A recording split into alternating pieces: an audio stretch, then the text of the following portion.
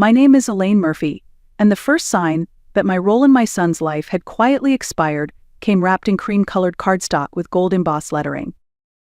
It arrived on a Tuesday in March, slipped between a water bill and a grocery store circular. I opened it with casual indifference, expecting yet another real estate flyer. But the envelope felt expensive, thick, textured, deliberate. Mr. and Mrs. Jason Murphy request the honor of your presence. I had to read it twice before it registered. My son was getting married. And this was how I found out. No phone call. No lunch invitation. No heartfelt announcement. Just a formal, printed card like I was a distant relative they barely remembered but couldn't leave off the list.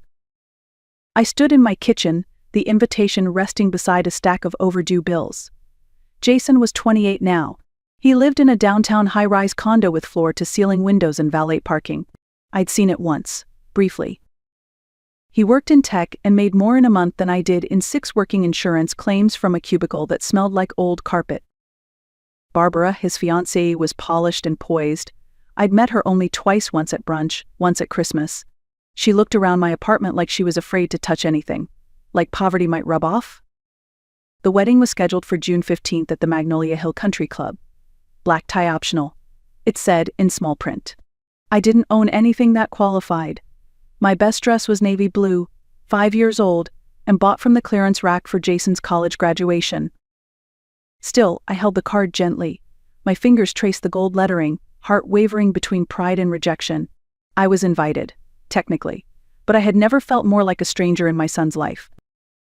That evening, I called Jason. He answered on the 3rd ring. "Hey, Mom," he said, voice distant, distracted like always. I imagined him scrolling through emails or finishing a text while I spoke. "I got the invitation," I said, trying to sound cheerful. "Oh, good," he replied, no warmth, just acknowledgement. "Congratulations, honey? Barbara seems lovely." A pause. "Yeah, she is. Listen about the wedding." "I'd love to help," I interrupted, already standing near my kitchen table with a pen in hand. "I know planning a wedding can be overwhelming. Maybe I can help with the flowers or tasting the cake." "Mom, stop." His tone was sharper now. "It's all taken care of. Barbara's parents are handling everything." "I wasn't talking about money, Jason. I meant being part of it. A mother-son dance. Helping you pick the boutonnieres. You know, being involved." "We've already picked all of that," he said, sighing. "Look, just show up. Okay?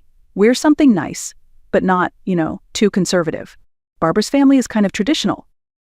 "Something nice, but not to me." "I understand," I said, keeping my voice steady though the familiar ache was rising in my chest. "I wouldn't want to embarrass anyone." "It's not about embarrassment," he muttered, then added quickly, "Never mind. I've got to go. Barbara's making dinner." The call ended, leaving only the soft hum of my refrigerator and the silent weight of disappointment. I stared at the phone in my hand and then at the invitation still lying on the table. The words "black tie optional" gleamed under the kitchen light. Optional perhaps, but so was I. After that call, I made a decision. If I was going to be an outsider at my own son's wedding, I would still show up with my head held high. For the next 3 months, I saved every dollar I could. I skipped meals, walked to work instead of taking the bus, and canceled my cable subscription. I clipped coupons with precision, counted every penny, and said no to every small indulgence. By May, I had scraped together enough to buy a new dress. Not just any dress, one that made me feel like I belonged in a room full of country club members and designer labels.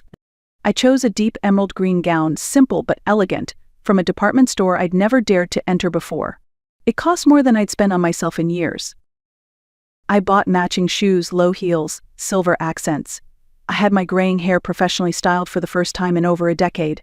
The stylist added soft curls and subtle highlights, and when she turned me toward the mirror, I hardly recognized myself. For a moment, I let myself imagine the way Jason might look at me.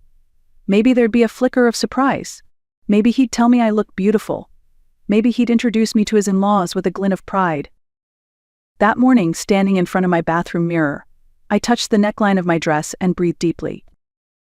The woman staring back wasn't just someone's mother. She was dignified, present, whole. No matter what happened that day, I was going to walk into that wedding knowing I had done everything I could. Not for Jason. For me. Because sometimes dignity is the only gift you can still give yourself when others have forgotten your worth. The country club was exactly what I imagined: pristine grounds, manicured lawns, a shimmering lake in the distance.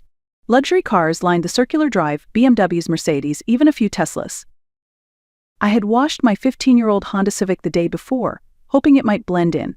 It didn't. Inside, the lobby glowed with marble floors and crystal chandeliers. Guests mingled in designer dresses and tailored tuxedos, their laughter echoing off the vaulted ceilings. I walked slowly, my heels tapping against the polished floor, trying not to feel so terribly out of place. I spotted Jason near the staircase, resplendent in a black tuxedo. His dark hair was perfectly styled, his smile wide as he laughed at something Barbara's father had said. Barbara stood beside him, radiant in a gown that looked straight out of a bridal magazine. They looked like they belonged on a magazine cover. I approached, my heart a tight fist inside my chest. Jason's eyes found mine. His smile faltered not with warmth or recognition but with something that looked unsettlingly like dread. "Mom," he said, voice carefully neutral, "you made it." "You look so handsome," I said, reaching to straighten his bow tie like I had done 100 times when he was younger. He stepped back slightly, breaking the contact. "Thanks, you look nice." There was a pause before nice just long enough to sting. Barbara's father extended a hand. "You must be Jason's mother, Tom Whitmore." "Elaine Murphy," I said, shaking his hand. "Congratulations on gaining such a wonderful son-in-law." "Indeed," he replied, smiling politely before turning back to Jason. I stood there a moment longer, then quietly stepped away. Just like that, I faded into the background of my son's wedding. And no one seemed to notice. The reception hall was a masterpiece of understated luxury. White linens draped across round tables, crystal stemware sparkled under chandeliers, and towering floral arrangements filled the air with the scent of roses and eucalyptus. Each table had a name card. I found mine at table 8 tucked in the farthest corner of the room, right beside the swinging doors to the kitchen. The other guests at my table were strangers. An elderly woman with a hearing aid, a couple who looked nervous in their formal wear, and several empty chairs that would remain unfilled. We were clearly the afterthoughts. At the front of the room sat the head table, Jason and Barbara in the center, surrounded by her family. Table 1 held the Whitmores' closest friends. Table 2 was reserved for Jason's college buddies and their wives. Table 3, Barbara's sorority sisters. It was a diagram of proximity to importance. I sat down quietly and tried not to feel humiliated. A woman in her 60s approached, looking around uncertainly. "Are you Jason's mother?" she asked with a gentle smile. "I'm Margaret, Barbara's great aunt. Would you mind if I sat with you? I don't know anyone else here." "Of course," I said, relieved to see a friendly face. She sat beside me and leaned in. "All this is very beautiful, but not really my world. You know?" "I do," I said, smiling faintly. "But it's Jason's special day. That's what matters." As the cocktail hour dragged on, I watched Jason work the room like a seasoned politician. He shook hands, shared laughter, posed for photos, making time for everyone. Except me. I told myself he'd come over soon, that he was just caught up in the moment, that I was saving the best for last. But as each minute passed, a hollow feeling opened up inside me, slow and wide and familiar. The same old ache of being forgotten by the one person you loved the most. Dinner began with practiced elegance. Waiters in crisp uniforms moved like clockwork, serving the head table first, then working their way through the hierarchy of tables 1 through 7. At our table, we waited patiently. Margaret received her plate first, lukewarm, but edible. Then came the elderly woman's, followed by the nervous couple. And then nothing. A young server approached me flustered. "I'm so sorry, ma'am. There was a mix-up in the kitchen. Your meal will be out in just a few minutes." 20 minutes passed, then 30. Around us, the other guests were finishing their meals, raising glasses, and laughing at inside jokes. I sat quietly in front of an empty place setting, stomach growling, pride shrinking by the minute. Eventually, a different server brought my plate. The salmon was cold, the asparagus limp. The potatoes looked like they had been scraped off someone else's plate and left under a heat lamp. Margaret glanced at it and whispered, "That's inexcusable." But I smiled and said, "It's fine. I'm just happy to be here." That was a lie, but one I'd grown used to telling. I was halfway through the cold salmon when I heard Jason's voice echo across the room. He stood, preparing for his thank you speech. But before addressing the guests, he leaned toward Barbara, just loud enough for nearby tables to hear. "Did you see? They finally brought my mom her food," he said with a smirk. "She's used to eating what life leaves behind. She won't mind." Barbara laughed high and brittle. A few others joined in, following her lead. I set down my fork. My hands were steady, though something inside me cracked wide open. Margaret looked horrified. "Did he just?" "I'm fine," I said again. But the words felt like ashes in my mouth. Because that joke was the truth. At least the truth of how he saw me. After dinner, the lights dimmed and the music swelled. Jason and Barbara stepped onto the dance floor for their first dance, gliding together like a picture-perfect couple in a movie scene. I watched from my corner, smiling politely, my hands folded in my lap. My dress, my hair, my shoes all chosen with care for a moment I thought would matter. Then came the parent dances. Barbara's father, Tom, twirled her with ease, his movements polished and proud. Barbara's mother took Jason's hand next, swaying with him slowly, sentimentally. I waited. Surely my son would come find me. Surely he hadn't forgotten. I'd imagined this moment so many times. I had even practiced a few steps in my small apartment, dancing slowly with no partner, letting the old music from my phone fill the silence. But as the evening wore on, more family joined in. Cousins, uncles, friends, all spinning and laughing under the golden lights. Jason never looked my way. No hand extended, no nod in my direction, no mother-son dance. He was too busy, too celebrated, too wrapped up in the life he had built, one where I existed only on the margins. And I finally understood. I wasn't invited to participate. I was only invited to witness, quietly, from the shadows.